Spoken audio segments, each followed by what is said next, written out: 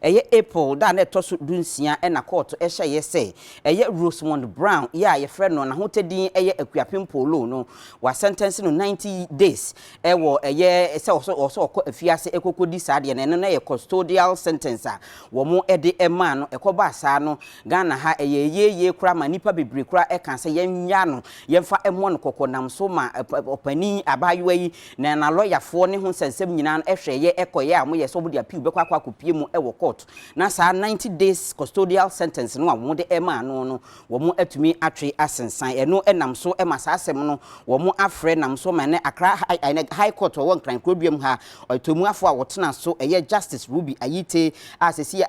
dismiss sa case no anase appeal no a Akuapem Poloo e de koto wo manim se sa 90 days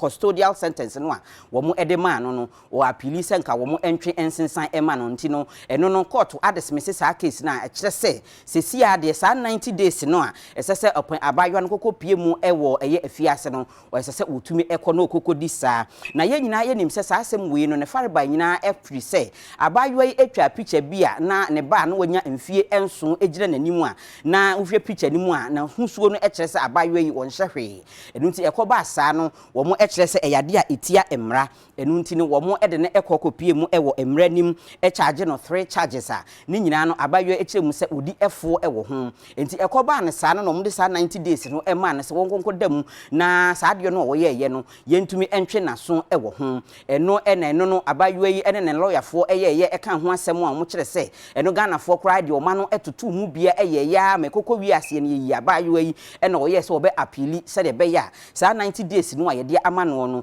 obi o mbetwe asan anase bi o mbete sokra ama no a nanka atumi aboa ne no ene ekoko wi ase no High Court wo nkran koduam ha se no a ayetemuafo etena so eye otemuafo Ruby Ayite ekiremu se sa asem no ogetumu a enye yie enu nti no Akuapem Poloo won san enko na circuit court de no a wode tu dwa se 90 days no High Court de no akwa confirm anase wo mo ade appeal so se wo mo agetumu se Akuapem Poloo se otumi kodamu eye 90 days no ye bosome miensa na otumi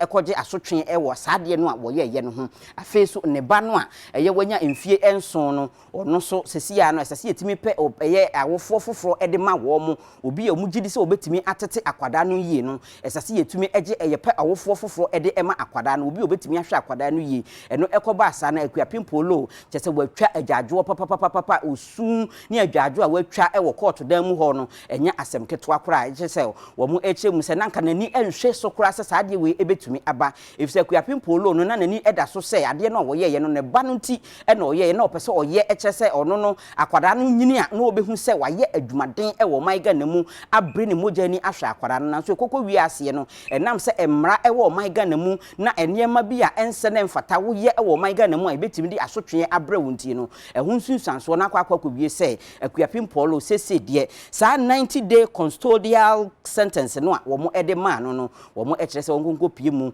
na wonkonko service atem no sa man bo we efree High Court eye nkran kroduam ha yen sa ka bi enanopa ya ye de bi eba besom